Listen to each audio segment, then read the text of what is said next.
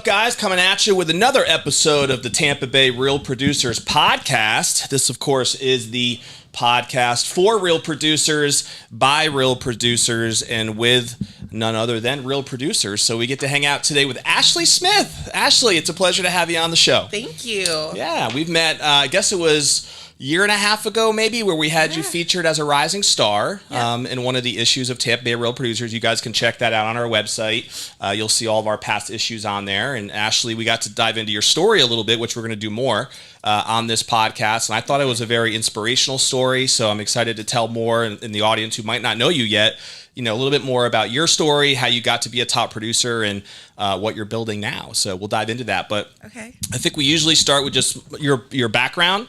Yeah. We'll start a little bit there. If you grew up in this area, if not, what brought you to Tampa, and how eventually you got yourself started in real estate. So let's start there. So so since we met, I got married. So my last name is Glenn now. Ashley Glenn. It's Ashley Glenn. Drop the Smith, huh? Yeah. But yeah, I'm a Florida a little bit easier native. to search because there's, imagine the last name Smith. There's endless amounts. Yes. Endless. And yeah, it's just, I got in a little bit of trouble in high school with that last name because I got a notice for Saturday school and I was like, what? Like, I was such a good kid. I never got in trouble. So I'm like, marched down to the principal's office and there were 3 Ashley Smiths in our high school that they didn't even realize it. So then they had to put our middle initials in there to keep us separated. That's right. These other troublesome Ashley Smiths are getting you all railroaded, huh? Right. But yeah, so I'm a native. I was born and raised in Clearwater.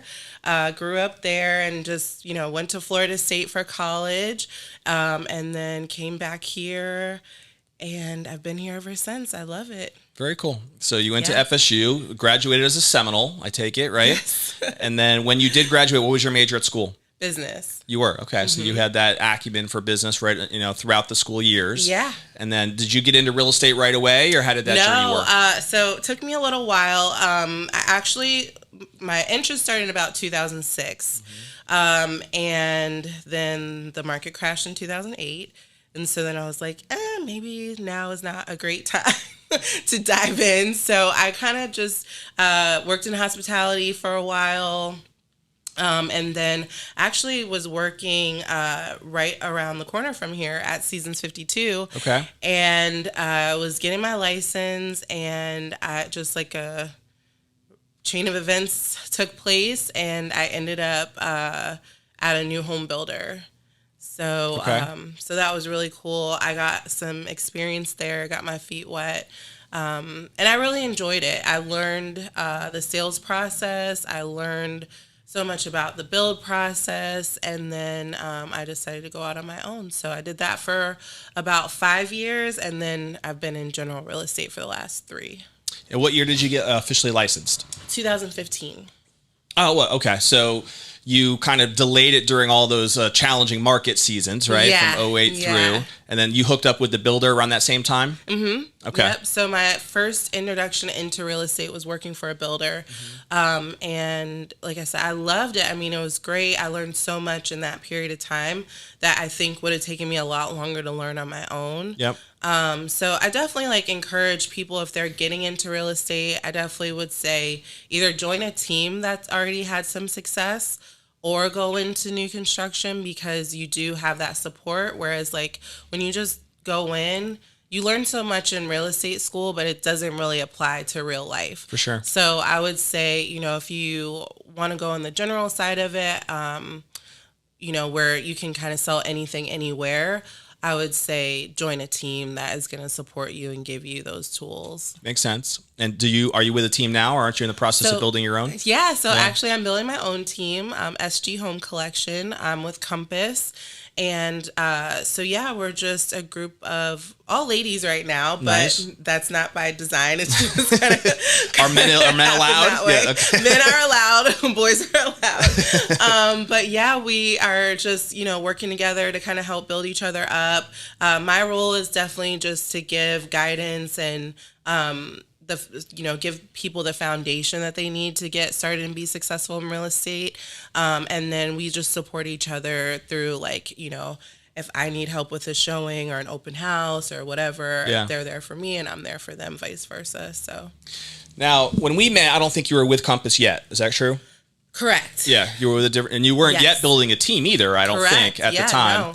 I You was were just a you were single shining agent. as a solo agent. That's Yeah. why you came on our radar. Really, was as a rising star. So those of you who might not know, a rising star is generally somebody who is in their first 5 years, right, of being licensed. So I think we might have featured you in like 2020. Yeah. Which you were right on the verge there of about your 5th year of being licensed. And there's somebody who either has already cracked the top 500, which I believe you had, or was right on the verge of that. And Ashley obviously was showing that success. Now, correct me if I'm wrong, but I remember when we did your initial interview, there was a backstory there with, weren't you homeless for a little while? Yeah, so for a little while, when I was younger, we definitely, went through some challenging times. So I grew up with my mom and my grandparents. Yeah. And so my grandfather, who was the primary breadwinner, got sick with cancer and he ended up passing away. So dealing with that. And then right after that, we lost our house. So How old were you? I was 7. Okay. So so it was just like a really challenging time. Imagine. And thankfully, my mom and my family was like, really supportive. So, I mean, we never really lived on the streets. I don't want to, make it seem like that, but we didn't have anywhere to live. So we lived in a hotel for a little while. We lived, with family members, here and there. And so that really, I think, is where I started to understand real estate and the importance of home ownership. Yeah. And kind of just like I started to, think about those kind of things. And then as I got older, I just had this mission that, I didn't want anybody else to have to go through that kind of thing. So that's where a lot of my passion comes from when it comes to helping people into home ownership, because, it's definitely attainable. If you can afford rent, you can afford to own a home. It just, you have to kind of prioritize the importance of home ownership. I think a lot of, especially first-time buyers, get caught up in like, I want my dream home as their first home. And that's not always going to be attainable. Right. But I think if you have it You mean some people are a little unrealistic about that? You have to educate the buyers a little bit on just a little. Why there's a stepping stone to this process. Yeah, I blame HGTV, but Right. But so I think that if you keep in mind that it's an investment in your future, and your future goals, you can use it as a stepping stone. I think that kind of realigns your thinking into, okay, this is not my forever home, but this is a way for me to start building some wealth and to get to that next step, or maybe that, next step, it could be, you could be 2 or 3 houses in. I think too, a lot of people are in the mindset, like, I buy a house and that's my house forever. Right. And it's just like, that's just Doesn't have not to be the that way. case. On average, people move like in the first 5 years of owning a home. So, I mean, if you think about it that way, you could potentially own 3-4 homes in your lifetime. Totally. So I think it's really important to look at it as an investment and a way to build wealth. Makes sense. Now, I think I also remember us talking about how you had a real focus on the first-time home buyer. Yeah. I don't know if that's still a big fit, with your current team and what you guys preach, but I remember there being an inspirational side of that story because of what you just described and going through some tougher times when you were younger, and then really bringing that purpose behind why you were trying to help people become a first-time home buyer, and the peace of mind that brings, the assurance, I think, for a lot of people that brings, the level of confidence I think it also brings when you can call yourself a homeowner versus renter. And I think a lot of people underestimate the power in that, right? Yeah. Because there really is a lot of power when you buy that first home. I remember even my own first condo, like you just feel like, oh, I'm an adult now, Yeah. It's a different feeling altogether. So I agree with that. Did Did you come from a bigger family? Did you have a lot of brothers and sisters during those years? It's tricky. So I come from not a very large family on my mom's side. So I'm my mom's only child, but my father, he has two other kids. He got married after I was born, and he has two boys. Okay. That Are you we close didn't with really. them? Oh yeah, we're really close, and we didn't grow up in even the same state. They grew up in New York. Okay. I grew up here, but we spent a lot of summers together, and I mean, even now we're still really close. So it's great because I didn't have that sibling like connection in my own household, but thankfully they're there. And When you were going through those tough times, was that just you and your mom? Yeah. So me, my mom, and my grandmother actually. Okay. Yeah. So it definitely shaped me. I mean, nobody's childhood is perfect, and I think it definitely allowed me to think outside of myself, because I think as a kid you're just so self-oriented because that's all you really know is Absolutely. like your perspective. But when you go through things, I think it allows you to think about the bigger picture. And so I think that also like drove my success, or like want for success, from a young age. Makes sense.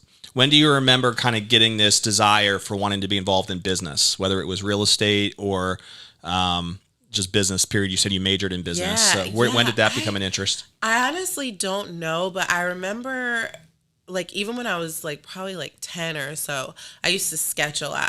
Initially I wanted to be like a fashion designer. I was going to move to New York City. I was going to do the whole thing. And I used to sketch all the time and like create these outfits. And my grandmother, she used to sew, and she was like big. Like, I mean, she would make me outfits, me and my cousin, she would make us like matching outfits, and she would just always make our clothes, and she would let me help her, and we would go to the fabric store and stuff like that together. And so that's kind of where that started. And then as I got older, I just kind of realized like, I like clothes, but I didn't really have that, like, I didn't want to really be in the business side of that. Mm-hmm. And so in high school, I went to a medical magnet high school, actually. I also thought I wanted to be a pediatrician. I was kind of all over the place. And so I did that. And then my senior year, we had clinicals. Okay. And we had to actually go out in the field. And that was where I realized that I was not cut out for medicine.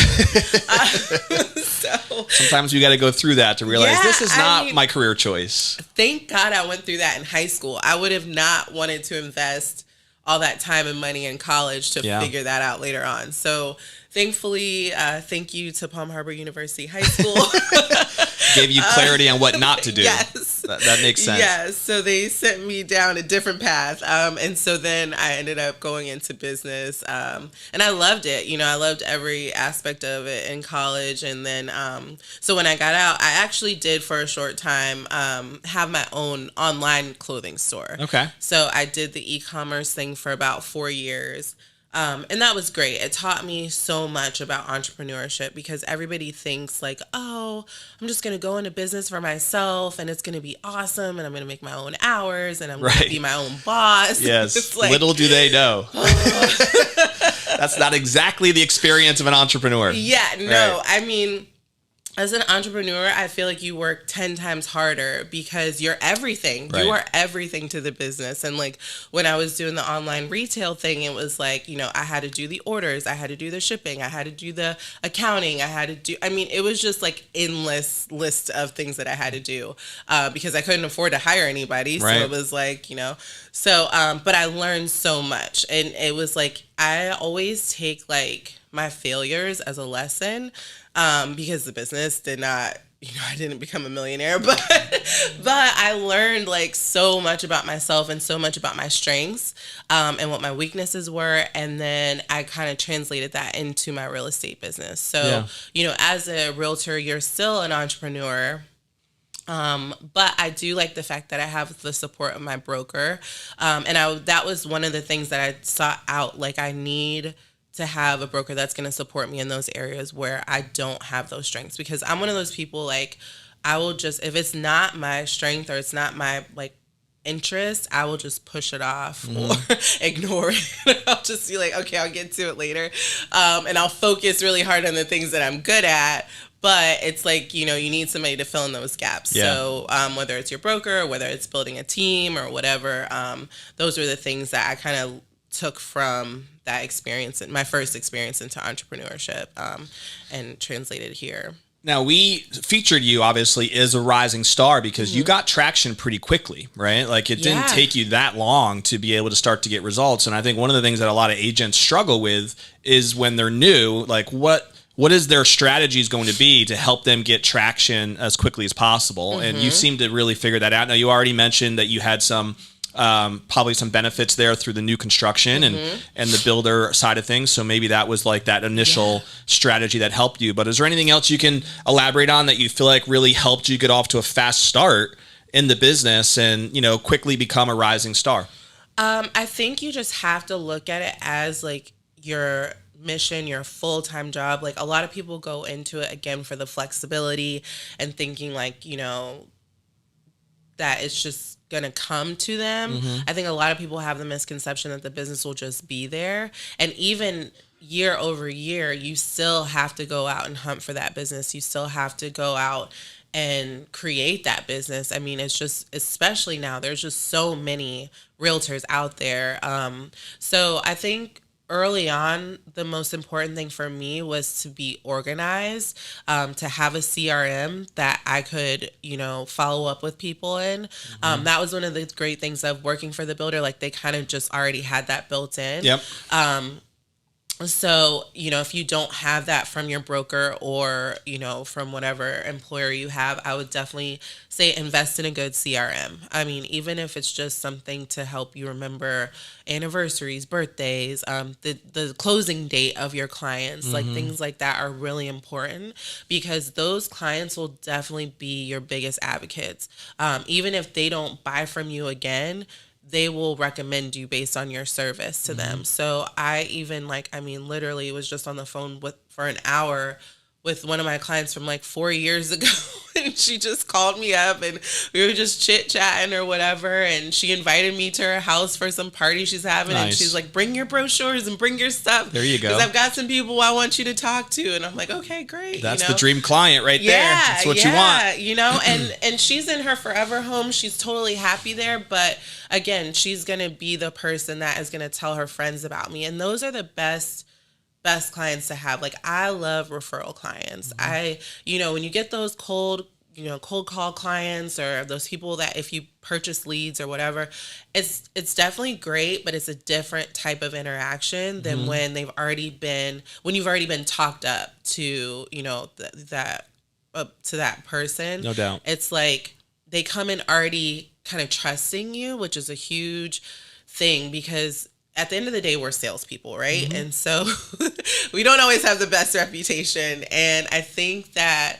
once they already get that part out of the way, they trust you, they want to work with you, then it like allows them to really get to the bottom of what they're looking for, what they need, what their goals are. Because sometimes it's like pulling teeth trying to get people to like really tell you what it is that they open need. Up, right?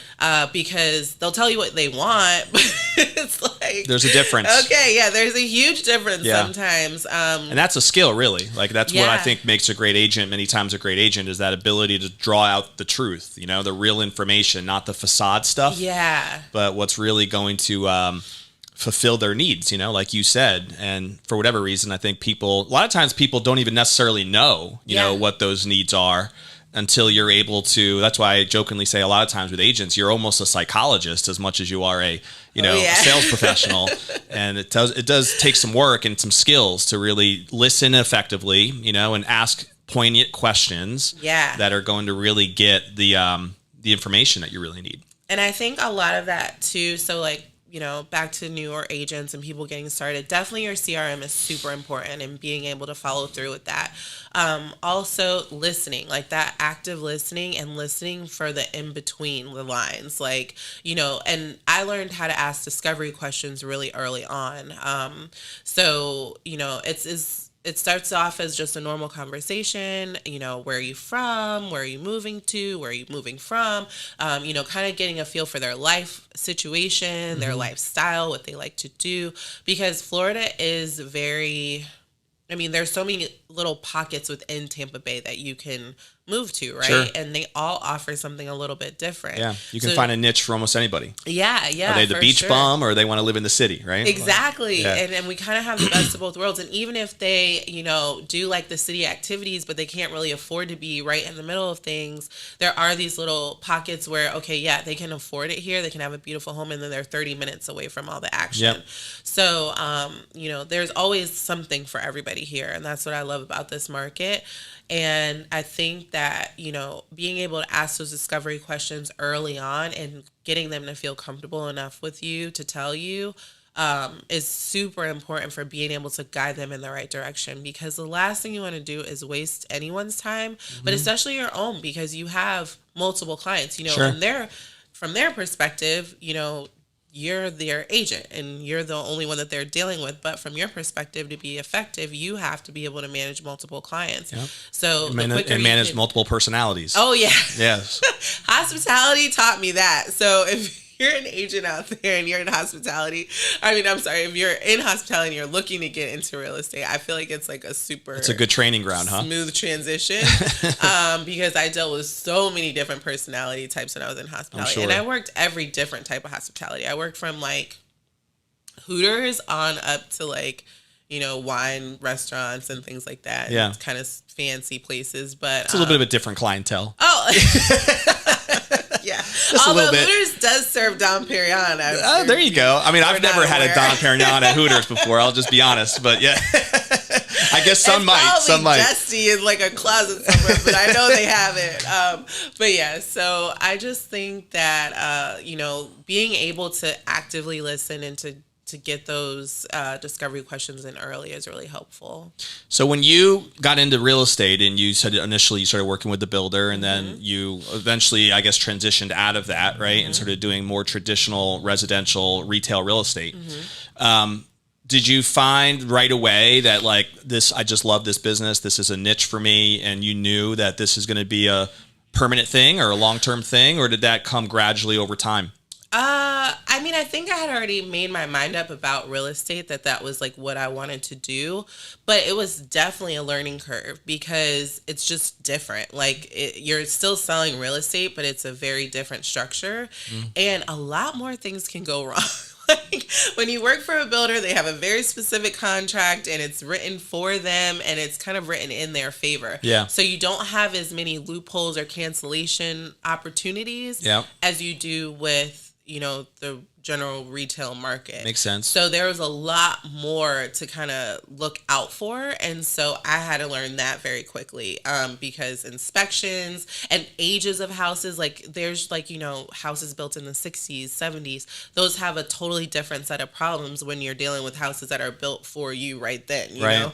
So that was something and guiding my clients because it's my job to be able to help them navigate those pitfalls. And so, I learned that really quickly. Like, all right, you gotta every house is different too. One of the great things about working for a builder is like you learn a product and they might have like 20 different floor plans, but you learn that thing and that's it. Whereas like when you go out into the real world, there's like a lot of different options. So, and they all come with their own set of rules. So yeah, that was one of the things that I was like, whoa, this is different. But yeah, it didn't take long. I mean, growing up here too, I was Did you enjoy more just going through the retail process versus working with the builder, or did you like them both pretty much equally?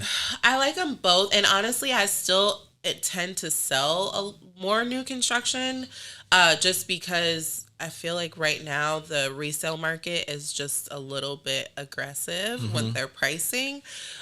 So my clients, especially because I do work with a lot of first-time buyers, they do tend to want the warranties that come with new construction. They tend to want the communities that come with new construction. Makes sense. So depending on what price point they're in, they tend to lean a little bit more towards new construction. If they have a bigger budget, then it's really not that big of a factor, but it just depends on who the client is. So did you know from the get-go too that you wanted to eventually build a team, or did that change, that happen down the road? That came about actually when I joined Compass. So I kind of had I guess the itch to do something, because, I'm always looking for a challenge, I guess. So when I went into general, that was a little bit of a shift, and that was great. I got that down. And then I was like, what's next? And so when Compass recruited me, they kind of, told me like, hey, I want you to start a team. And I was like, what? Like, this is okay. new. And then I thought about it and I was like, okay, well, this seems like a great opportunity, because I had a lot of agents asking me like, how did you get started? And they would always reach out to me on like Instagram or Facebook and ask me like, basically how I was successful or what I was doing. And I was like, trying to answer these people individually is like so hard, because one, it's while like, still running your business. Yeah. And I feel like too, and everybody loves free advice. That's for sure. Yeah. Definitely. But also I feel like you only get like a little bit of the picture. Like I can answer you back in a couple sentences, but that's not really a full view of like what it is that I'm doing. So I figured a better way to share what I know and what I've learned is to bring on agents that I can help build with. Makes sense. Yeah. And so what do you look for when you're bringing on team members? Are there certain qualities, or have you identified yet, like specifically what your criteria is? So, I mean, the main things that I look for is somebody who is willing to put in the work. Because, how many people say, oh, I want to sell luxury real estate. And I'm like, okay, that's great. I also want $1 million in my bank account today. Right. Yeah.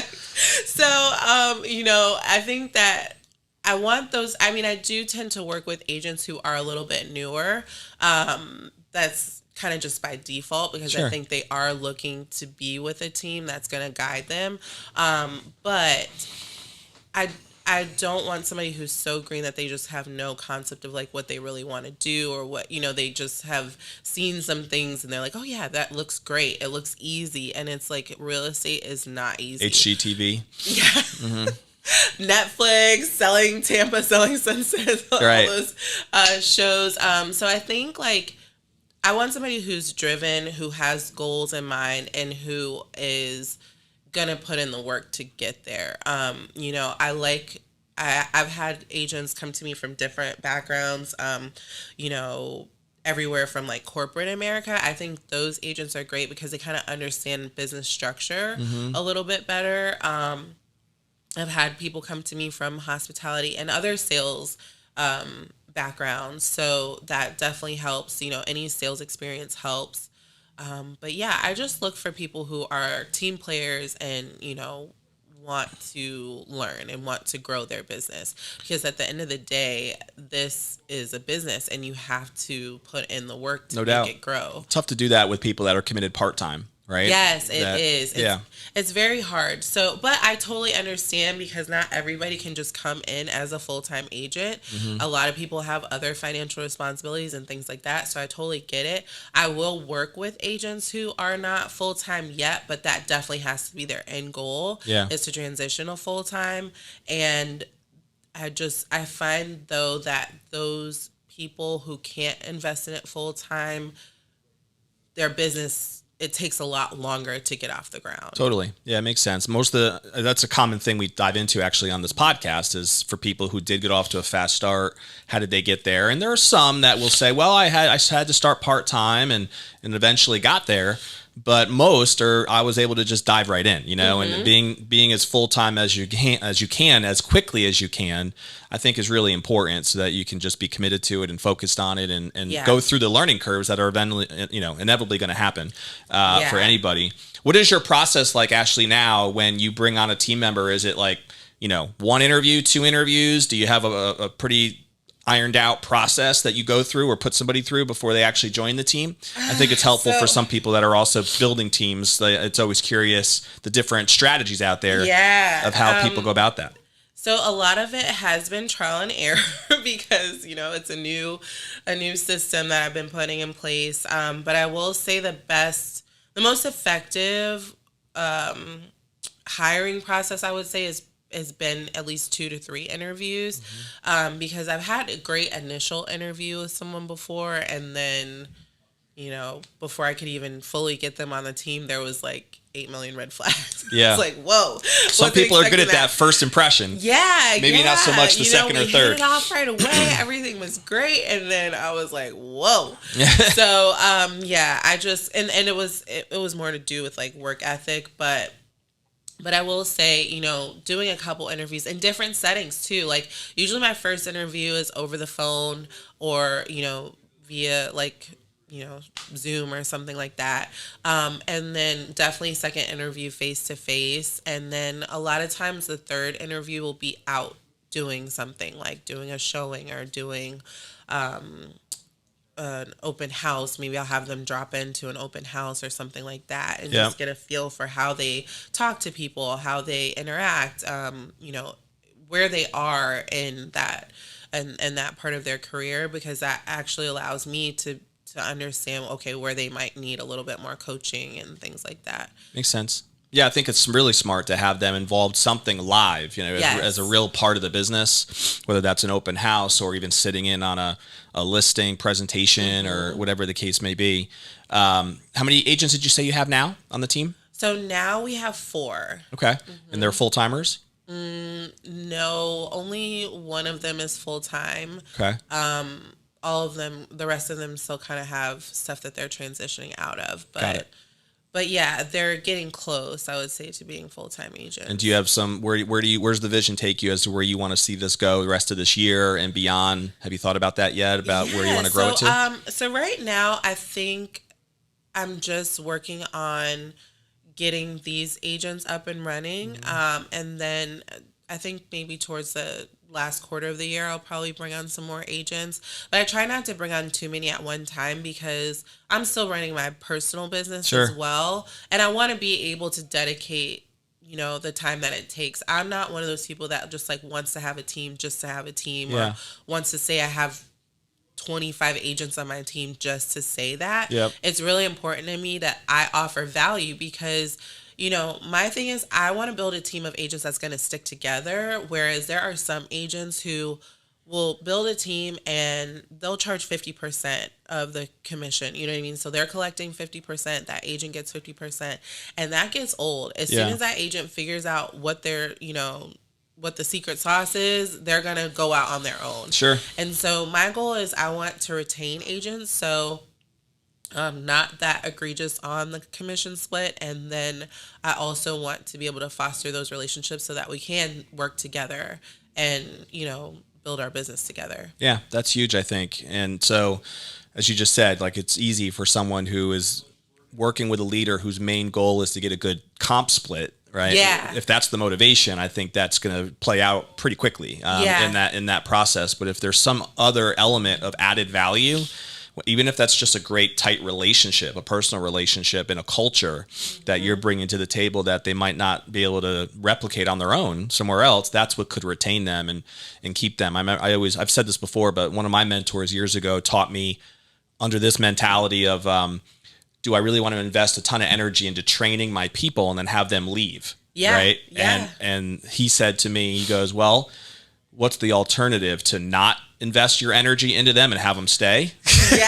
Right? I'm like, that's true. It doesn't make a lot of sense either, right? So I might as well give them my very best and making sure I can provide an environment where, they could leave if they ever wanted to, but they don't really want to leave because they continue to see the value there. So I think that makes a lot of sense. And I think it's also tricky, though, to balance, like you said, balancing the fact that you're still running your own business with now all these additional responsibilities of coaching and mentoring, your team. And so has that been a challenge for you as well, as figuring that balance out and not have it affect you? Initially, I think I've kind of gotten the swing of it now, but definitely initially I was like not expecting to be like so distracted from my personal business because, I was getting agents set up and I was setting up, their business. And then I'm like, wait a minute, like I haven't done this or I haven't done that. So, so that was a little bit. You don't want your business to tank, right? As a result. Yeah. Because that's one thing about this business is like are constantly pouring into it, because the minute you pull back, it's like you will see it in your business. Yeah. That like consistency is so like vital to our business. So yeah, so that was like one of the things that I had to balance out, and that's why I was like, oh wait, because I was just kind of at first like anybody who was interested, I was like, yeah, cool, come on, and right. I was like, wait a minute, right. this is a lot. Time to change that philosophy. Yeah, yeah. So yeah, so that's when it became like less about numbers for me. I mean, my initial goal was to always help people, because I know when I first got started,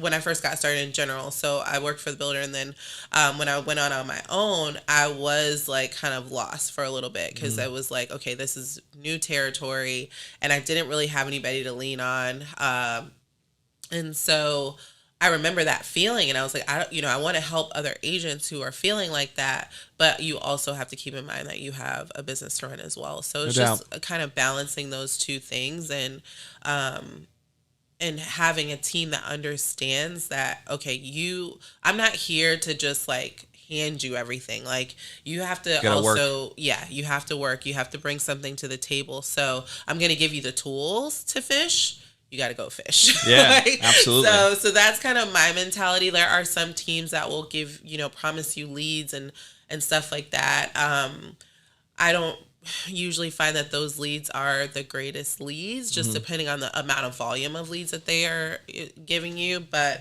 what I found is a lot of agents get promised these things, and then they realize like, okay, I'm still not making any money. Why not? Right. And it's like, you still have to do the work. Like you can't just expect that you're going to get handed like these $1 million clients, Yeah, no doubt. It makes a lot of sense. Yeah. What's the name of the team? Is there a team name? Yes, it's SG Home Collection. SG Home Collection. Yep. What does SG stand for? Smith Glenn. Smith Glenn. Okay. Very original. That makes sense. But yeah, I just couldn't think of, so. Now, weren't you Ashley Tamar too at one point? That is my middle name. Okay, a lot of people gotcha. get confused. That's my personal Facebook. That is my middle name. And so a lot of people are like, who is this? And I'm like, it's just. Every time because I talk to you, there's a Ashley different Smith, last name that we're working with. If you put Ashley Smith on Facebook, you're going to get 8 million. Yeah, it's tough to find you. Exactly. Yeah, so I've had Facebook since, like, I don't know, 2006. I don't even know. So I just always went by my first and middle name because it was easier that way. But no, So, and then when I first got started in real estate, I had a blog, and it was Road to Realty. So a lot of people will see that as like my Instagram handle and things like that. That is like my baby. Like that's like my original brand, I would say, because when I was getting started, again, I would get so many questions like, well, how do you do this and how do you do that? So I had a blog where I would just talk about like my experience and getting my license and what I did next and how I, took my state test and all this stuff. So that's where the Road to Realty came from. And then it's still translated because I'm like, now I'm helping people on their road to realty. Makes sense. So, but the brand now is SG Collective, you said? Collection. Yeah, because you can't use realty in your name if you're not a broker. Got it. Is that the next step for you? I get asked that question a lot. I don't know. Because again, I know my strengths, I know my weaknesses, and I don't know if being a broker is going to give me the reward that I want for the amount of work that it requires. Sure. Because again, a lot of people just want to be a broker because they're like, I'm sick of splitting my commission and I just, want to be a broker and I want to be my own boss. And I'm like, yeah, but like, what value are you giving to your agents? Like, what is going to be your purpose? Like, I mean, unless you just want to work for yourself, but if you're going to be a broker that brings on other agents, I'm big on like, what are you going to give them, you know? Because you got to start with that, I think. I mean, we talked about this yesterday, actually, on our, as you know, I think we run these monthly panels over at Whiskey Cake. Yeah. And our topic yesterday was about how to become a local legend. It was about branding. But where we really dove into was like, you have to identify first what you want your brand to be known for and to be about. And if it's not serviced and centered in service, right, about really, you want people when they see your brand or hear of your brand to think, and especially team members on your brand, that you're truly there, committed to their development and their service, and customers, same thing. Like it's about the right home for that individual client, not just what's going to make you the most commission. And it's just a mentality thing that you have to start with. It's that servant leadership mentality. And especially as a broker, I mean, I have to believe that it would be just as important, if not more, to start with that first. I think it is like one of the most important things because again, it's like I know a lot of people who have gone that route just because of, you know, kind of these superficial reasons. And I just feel like there has to be something that you're offering these agents, or else you're going to invest money into bringing them on board, into training them, and then they're going to leave because they're going to be like, I'm not getting anything here. Right. You know, X, Y, and Z broker is offering me this, this, and this, you know. So if you don't have anything in mind, I would say, you know, being a team leader is kind of, I think, the best of both worlds for me because I still have the support of my broker. I still have the systems in place for my broker.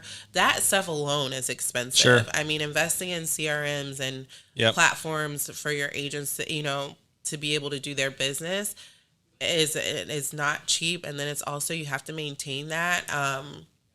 And I still like selling a lot too. So I don't think that I would become a broker anytime soon. Mm-hmm. Maybe when I want to slow down a little bit, you know. Well, we could talk about that a little bit as the personal side, because I think people who might want to get to know you a little bit more. So as you mentioned earlier, you just you got married. You're two years ago now. Well, we'll be 2 years in December. We got married New Year's Eve. So about a year and a half now. Yeah. And I know we had you at one of our MVP socials, and we gave you like a framed gift, and you had your beautiful son Zion there playing around and having a good time. Yeah. And your husband is not in real estate, if I remember, right? He's involved in business though. Yeah, so he is self-employed. He does promotions, so he does like really cool events, concerts. He's throwing the big parties out there. Yeah, he gets to have all the fun. I'm like, I'm at work, and he's like, I'm at a concert. What, he can't throw a little bash at one of your open houses or something and bring the traffic, right? I mean, come on now, support mama. Right, exactly. So he has a fun job. How old is Zion now? So he'll be 5 in August. Nice. He is the best. I mean, that is like such a cool age. I mean, honestly, like, so far, every age has been great. I mean, I'm like counting the days until he's like a teenager. Hopefully, he's still my best friend then. But I just always remind him, I'm like, I'm your favorite, right? He loves me. Do you want more children? I do. Probably not many more, maybe one more. So, yeah, I mean, I think I've always wanted to be a mom. Yeah. Like, that was just one of the things. Like, even as a kid, I loved kids. Like, I love little kids. And so, yeah, I mean, I love it. It's super rewarding. What do you guys like to do for fun? What keeps you busy? Let's see. Right now, it's a lot of zoos and just like learning things, you know, like hands-on kind of science centers. Experience. Yeah, like he loves that stuff, and I love watching him enjoy it, you know. Mm-hmm. So we do a lot of that on the weekends, and just like social stuff, you know, birthday parties. It just definitely mom life, right? Right. Do you guys get to travel at all, or not much? We don't travel much, and I think it's just more so like it's just a headache for me. Right. Like, it's like getting everything together. Believe me, I have 5 kids. Oh yeah. I think since the last time we connected, I had one more since. I know. I saw that. Congratulations. Yeah, we had a baby in January. Oh wow. But and we do like to travel. We still try to do a lot, but it's not easy when you have a family that size, for sure. Yeah, I think once he gets like a little bit older, that'll definitely be something that's like on our list to do. I don't know. I think I'm a little bit spoiled because here is just kind of like vacation mode anyway. Right. So I'm like, let's just go to the beach, or let's just go here. So yeah, I kind of like to stay close to home. I'm one of those people, I kind of made my home my sanctuary. And so I like to be there when I can. Very cool. But yeah. So, and I think if I remember, wasn't there an organization that you guys were also affiliated with? Yeah. Zion's Den. So, our sneaker ball is usually in October, November. We haven't set a date for it yet this year. But every year we do a sneaker ball. So it's kind of like a formal event where you get to dress up, but then you get to wear sneakers. So it's awesome. Super comfy for the ladies. And it's named after your son. I mean, it's like you can't be any cooler than that. Zion's Den. Yeah. So we collect sneaker donations, and then we give them out to kids for Christmas. That's awesome. Yeah. Yeah, I remember we we were talking about doing a feature on that, but I don't think we've done it yet, have we? We haven't done it yet. Yeah, we're going to have to do that. We have a section every month called Making a Difference awesome. in the Real Producer magazine. And so we try to spotlight specific causes. Yeah. And that would be an ideal one that we can definitely do a nice feature on. I think we'll have to connect on that. Yes. Yeah, that would be sure. cool. And you know Zion, it's a biblical name, right? Yes. Yes. Yeah. Yeah, very cool. That was by design. I wasn't sure, but I figured I'd ask, right? Why not? So a couple rapid fire things. These are just kind of some quick questions to kind of get let the audience get to know you a little bit more. So do you have a favorite book or author or maybe a seminar that you've attended that you feel like has made a big impact on you personally? I mean, I've definitely read like the Rich Dad Poor Dad and what's another one? The Power of Two is a good book that I really like. Just talks about like teamwork and kind of servant leadership, that kind of thing. Most recently, I just reread The Bluest Eye by Toni Morrison. It's totally not in that realm of like business or, self-help, but it's kind of I believe it's a novel. I don't think it's based on a true story, but it kind of gives a perspective of a young Black girl growing up in America and kind of some of the challenges she faced with her self-image, because I think a lot of times as like African Americans, we don't always see ourselves in the best light in general society. I think like, certain standards of beauty and things like that are just not always in our favor. So that book explores that topic in a way that's just, it comes from the Black perspective. Gotcha. And so, it's called The Bluest Eye? The Bluest Eye by Toni Morrison. Yeah. So I read it years and years ago, and then we went on a road trip, actually. We went to Georgia. We went to Georgia for our cousin's high school graduation, and I was like in the car, like, hey, what do I do this 4-hour, 5-hour drive? So yeah, I read it again. That's a good recommendation. Yeah. So yeah. Favorite food? That's a tough one. I love crab legs. Okay. That is like one of my favorites. Who doesn't? I mean, come on now. I know, right? Even just cracking them is fun. I'm like, anybody who doesn't like crab legs, I'm like, what? I just love the process, Yeah. Snow crab legs are like my favorite thing. And randomly, I love peanut butter and jelly. Like, wow, look at you. That's the kid of you, huh? Yeah, like I literally. That's never left. You've never grown out of that. Eat peanut butter and jelly like probably 3 times a week. Like it is really weird, but it's like one of my favorite late night snacks. There you go. All right. Well, we all got our thing, so that makes sense. I don't even remember the last time I ever had a peanut butter and jelly, to be honest, but they were good. As a kid, I loved them. The sweet and the carbs, I don't know. It's Do you have a favorite movie or like TV show? Favorite movie? Since it's back out, The Little Mermaid, like that was literally like my jam when I was a kid. Nice. And I just went to see the remake. Disney princess? I was definitely. I mean, I kind of think when I went through every stage, I was like the super girly girl. I wore skirts every day. Then I was a tomboy for a few years, and I wore like baggy. That's when like the baggy shorts and like crisscross was in, and like the backwards clothing. Sure. Like that was my thing for like a little while. But yeah, no, The Little Mermaid was like one of my favorite. That was my favorite Disney character. And then we just saw the remake, and I took my son. That was his first time going like to the movie theaters. And at first he liked it. I think it was a little long for him. And then when Ursula came, it was like kind of scary. But then at the end, he was like, "It wasn't scary." Has he been on the ride at Disney? No, Not yet. no. Okay. So I think we're gonna take him to Disney this year for his birthday. Nice. So yeah.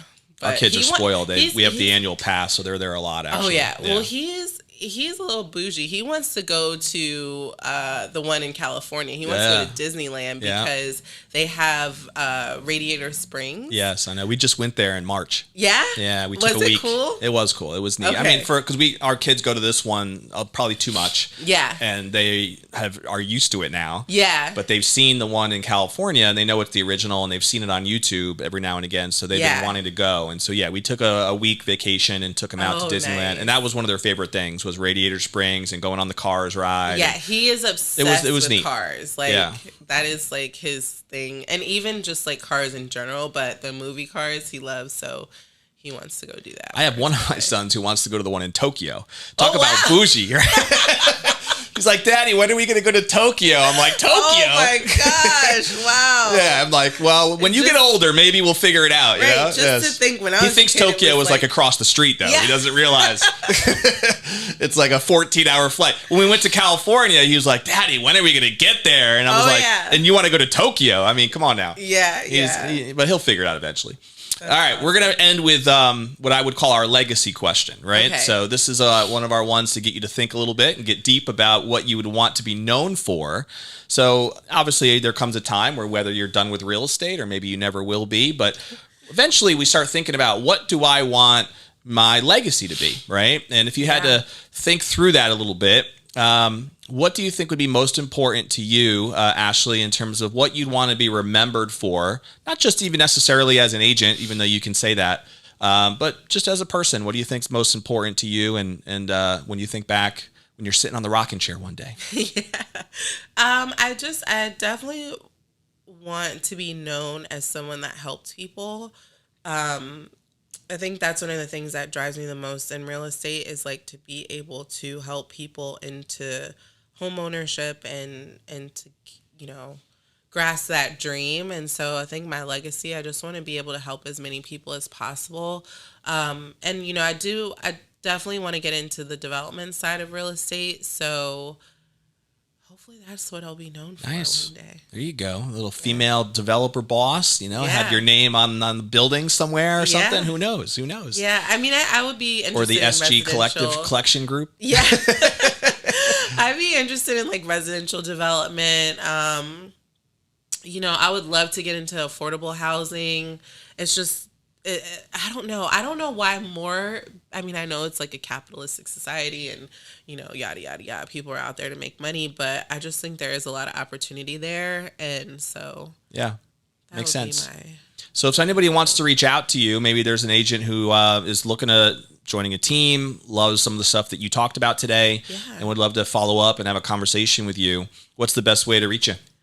The best way to reach me is via email. If you're looking for more information there, it's Ashley, ASHLEY, at road, ROAD, the number 2, realty.com. Perfect. Ashley at roadtorealty.com. We'll put that on the screen and on the post as well. And it was great to have you here. I'm glad we got to dive into your story a little bit more. Yeah, this is fun. I always enjoy these conversations, especially when you can be real about it and be genuine like as you are. So we've always seemed to have a pretty good conversation when we connected. So I appreciate you being here.